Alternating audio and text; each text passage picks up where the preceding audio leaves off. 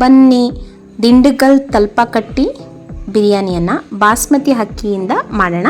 ತುಂಬ ರುಚಿಯಾಗಿರುತ್ತೆ, ಒಂದು ಸ್ವಲ್ಪ ಡಿಫ್ರೆಂಟ್ ಆಗಿದೆ. ಮೈಸೂರು ಬಿರಿಯಾನಿ, ಕೇರಳ ಸ್ಟೈಲ್ ಬಿರಿಯಾನಿ, ಮಂಗಳೂರು ಸ್ಟೈಲ್ ಬಿರಿಯಾನಿ ಅಂತ ಮಾಡ್ತಾ ಇರ್ತೀವಿ.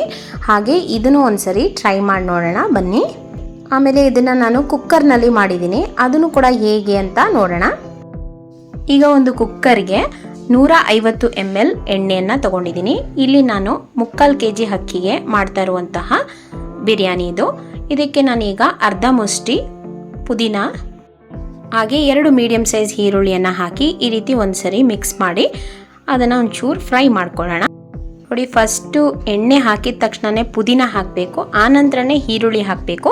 ಈರುಳ್ಳಿ ಸ್ವಲ್ಪ ಬೆಂದ ನಂತರ ಇಲ್ಲಿ ನಾನೀಗ 1.5 ಸ್ಪೂನ್ ಚಿಲ್ಲಿ ಪೌಡ್ರನ್ನು ಹಾಕ್ತಾ ಇದ್ದೀನಿ. ಇದು ಹಾಕೋದ್ರಿಂದ ಅಕ್ಕಿಗೆ ಒಂದೊಳ್ಳೆ ಒಂದು ಕಲರ್ ಬರೋಂಗೆ ಮಾಡುತ್ತೆ. ಸೊ ಅಚ್ಕಾರದ ಪುಡಿ ಹಾಕಿ ಒಂದು 50 ಸೆಕೆಂಡ್ಸ್ ಇದನ್ನು ಬಾಡಿಸ್ಕೊಂಡ ನಂತರ ಈಗ ನಾನಿಲ್ಲಿ 3/4 kg ಚಿಕನ್ನ ಹಾಕ್ತಾ ಇದ್ದೀನಿ. ನಾನು ಚಿಕನ್ನ ಒಂದು ಸ್ವಲ್ಪ ಅರಿಶಿನ ಪುಡಿ ಹಾಕಿ ಅದನ್ನು 2ರಿಂದ 3 ಸರಿ ತೊಳೆದು ಆ ನಂತರ ಇಲ್ಲಿ ನಾನೀಗ ಸೇರಿಸಿದ್ದೀನಿ. ಇದನ್ನೆಲ್ಲ ಒಂದು ಸರಿ ಮಿಕ್ಸ್ ಮಾಡ್ಕೋಬೇಕು. ಈ ಎಣ್ಣೆಯಲ್ಲೇ ಸ್ವಲ್ಪ ಚಿಕನ್ನು ಬೇಯಲಿ, ಒಂದು 2 to 3 ಮಿನಿಟ್ಸ್ ಹೀಗೆ ಅದನ್ನು ಸ್ವಲ್ಪ ಕುದಿಸ್ಕೊಳ್ಳಿ. ಇದಾದ ನಂತರ ನಾನಿಲ್ಲಿ ಇವಾಗ ಒಂದು 5 ಮೀಡಿಯಮ್ ಸೈಜ್ ಟೊಮೆಟೊ ಹಣ್ಣು ಈ ರೀತಿ ಕಟ್ ಮಾಡಿ ಹಾಕ್ತಾ ಇದ್ದೀನಿ. ಹಾಗೆ ಇದಕ್ಕೆ ಮೊಸರನ್ನ ಸೇರಿಸ್ತಾ ಇದ್ದೀನಿ. ಇಲ್ಲಿ ಒಂದು 50 ml ಮೊಸರನ್ನ ತೊಗೊಂಡಿದ್ದೀನಿ. ಅದಾದ ನಂತರ ಒಂದೇ ಒಂದು ಹಸಿಮೆಣಸಿನ್ಕಾಯಿನ ಹಾಕಿದ್ದೀನಿ. ಹಾಗೆ ಅರ್ಧ ಮುಷ್ಟಿ ಕೊತ್ತಂಬರಿ ಸೊಪ್ಪನ್ನು ಹಾಕಿದ್ದೀನಿ. ನಾನಿಲ್ಲಿ ಮೇನ್ ಇಂಗ್ರೀಡಿಯೆಂಟ್, ದಿಂಡುಗಲ್ ಬಿರಿಯಾನಿಗೆ ಮೇನ್ ಇಂಗ್ರೀಡಿಯೆಂಟ್ ಏನು ಅಂತ ಅಂದರೆ ಸಣ್ಣ ಈರುಳ್ಳಿಯನ್ನು ತೊಗೊಂಡಿದ್ದೀನಿ. 150 ಗ್ರಾಮ್ ಸಣ್ಣ ಈರುಳ್ಳಿಯನ್ನು ತೊಗೊಂಡಿದ್ದೀನಿ. ಅದನ್ನು ಚೆನ್ನಾಗಿ ಪೇಸ್ಟ್ ಮಾಡಿ ಇದಕ್ಕೆ ಸೇರಿಸಿದ್ದೀನಿ. ಸಾಂಬಾರಿಗೆಲ್ಲ ಯೂಸ್ ಮಾಡ್ತೀವಲ್ಲ, ಆ ಈರುಳ್ಳಿ, ಸಣ್ಣ ಈರುಳ್ಳಿಯನ್ನು ನಾವಿಲ್ಲಿ ಮೇಯ್ನಾಗಿ ಯೂಸ್ ಮಾಡಲೇಬೇಕು. ಹಾಗೆ ಶುಂಠಿ ಬೆಳ್ಳುಳ್ಳಿ ಪೇಸ್ಟನ್ನು ಸೇರಿಸಿದ್ದೀನಿ. ಹಾಗೆ ಚಕ್ಕೆ, ಲವಂಗ, ಏಲಕ್ಕಿ ಇದನ್ನೆಲ್ಲವನ್ನು ಅಳತೆಯಲ್ಲಿ ತಗೊಂಡು ನಾನು ಅದನ್ನು ಮಿಕ್ಸಿಯಲ್ಲಿ ರುಬ್ಬಿದ್ದೀನಿ.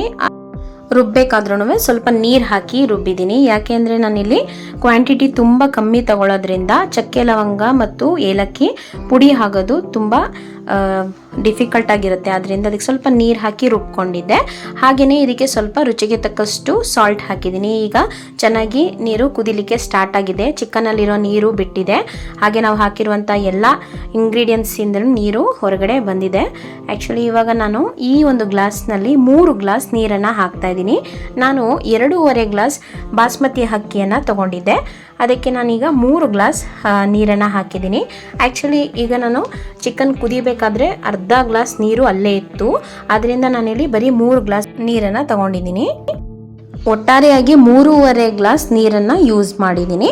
ಆದರೆ 3 ಗ್ಲಾಸ್ ನೀರನ್ನು ಹಾಕಿದ್ದೆ. ಆದರೆ ಅರ್ಧ ಗ್ಲಾಸ್ ನೀರು ಆಲ್ರೆಡಿ ಚಿಕನ್ ಒಳಗಿದ್ದ ನೀರು ಮತ್ತು ನಾವು ಮೊಸರು ಹಾಕಿದ್ದು ಅದರದಿಂದ ಎಲ್ಲ ನೀರು ಬಿಟ್ಕೊಂಡು ಬಂದಿತ್ತು. ಸೊ ಒಟ್ಟಾರೆಯಾಗಿ 3.5 ಗ್ಲಾಸ್ ನೀರು ಹಾಕಿದ್ದೀನಿ. ಹಾಗೆ ಇಲ್ಲಿ ಸಾಲ್ಟ್ ನಾನು ನೋಡಿ ಟೇಸ್ಟ್ ಮಾಡಿ ನೋಡಿದೆ. ಸೊ ಸಾಲ್ಟ್ ಕಮ್ಮಿ ಇತ್ತು, ಸ್ವಲ್ಪ ಸಾಲ್ಟ್ ಹಾಕಿದ್ದೀನಿ. ಒಟ್ಟಾರೆಯಾಗಿ 2 ಟೀ ಸ್ಪೂನ್ ಸಾಲ್ಟ್ ಹಾಕಿದ್ದೀನಿ. ಹಾಗೆ ನಾನು ಬಾಸ್ಮತಿ ಅಕ್ಕಿಯನ್ನು ಅರ್ಧ ಗಂಟೆ ನೆನೆ ಹಾಕಿದ್ದೆ. ಆ ನೀರನ್ನೆಲ್ಲ ಸೋಸಿ ಬರೀ ಅಕ್ಕಿ ಮಾತ್ರ ಇದರೊಳಗೆ ಹಾಕಿದ್ದೀನಿ. ಈಗ ಮುಚ್ಚಳ ಮುಚ್ತಾ ಇದ್ದೀನಿ. ಆದರೆ ನಾನು ವಿಷಲ್ ಹಾಕೋದಿಲ್ಲ. ಈಗ ಒಂದು ಪೈಪ್ನಿಂದ ಸ್ವಲ್ಪ ಹೊಗೆ ಬರ್ತಾ ಇದೆ ಅಂತ ಅನ್ನುವಾಗ ನಾವು ವಿಷಲ್ ಹಾಕಬೇಕು. ಈಗ ನೋಡಿ ವಿಷಲ್ ಹಾಕ್ತಾ ಇದ್ದೀನಿ. ವಿಷಲ್ ಹಾಕಿ ಮೀಡಿಯಮ್ ಫ್ಲೇಮ್ನಲ್ಲಿ ಒಂದೇ ಒಂದು ವಿಷಲ್ ಬರುವ ಹಾಗೆ ಮಾಡ್ಕೋಬೇಕು. ಅದಾದ ನಂತರ ಅದನ್ನು ಸ್ವಿಚ್ ಆಫ್ ಮಾಡಿ ಅದು ಫುಲ್ ದಮ್ ಆದ ನಂತರ ಲಿಡ್ನ ಓಪನ್ ಮಾಡಬೇಕು. ಈಗ ಲಿಡ್ನ ಓಪನ್ ಮಾಡ್ತಾ ಇದ್ದೀನಿ. ನೋಡಿ ಎಷ್ಟು ಚೆನ್ನಾಗಿ ಬಂದಿದೆ ನಮ್ಮ ದಿಂಡುಕಲ್ ತಲಪಾಕಟ್ಟಿ ಚಿಕನ್ ಬಿರಿಯಾನಿ. ಅದು ಬಾಸ್ಮತಿಯಲ್ಲಿ ಮಾಡಿರುವಂತಹ ಬಿರಿಯಾನಿ. ನೋಡಿ ಇದನ್ನೆಲ್ಲ ಒಂದ್ಸರಿ ಈಗ ಮಿಕ್ಸ್ ಮಾಡ್ಕೋಬೇಕು. ನಾನೆಲ್ಲವನ್ನು ನೀಟಾಗಿ ಮಿಕ್ಸ್ ಮಾಡ್ತಾ ಇದ್ದೀನಿ. ಮಿಕ್ಸ್ ಮಾಡಿ ನಂತರ ಇದನ್ನು ಸರ್ವ್ ಮಾಡಿದ್ರೆ ನಮ್ಮ ರುಚಿಯಾದಂತಹ ಟೇಸ್ಟಿಯಾದಂತಹ ತಲಪಾಕಟ್ಟು ಬಿರಿಯಾನಿ ರೆಡಿಯಾಗುತ್ತೆ. ಕುಕ್ಕರಲ್ಲಿ ಮಾಡೋದ್ರಿಂದ ಆ ಒಂದು ಸಾಫ್ಟ್ನೆಸ್ ಅನ್ನೋದು ಉಳ್ಕೊಳ್ಳುತ್ತೆ.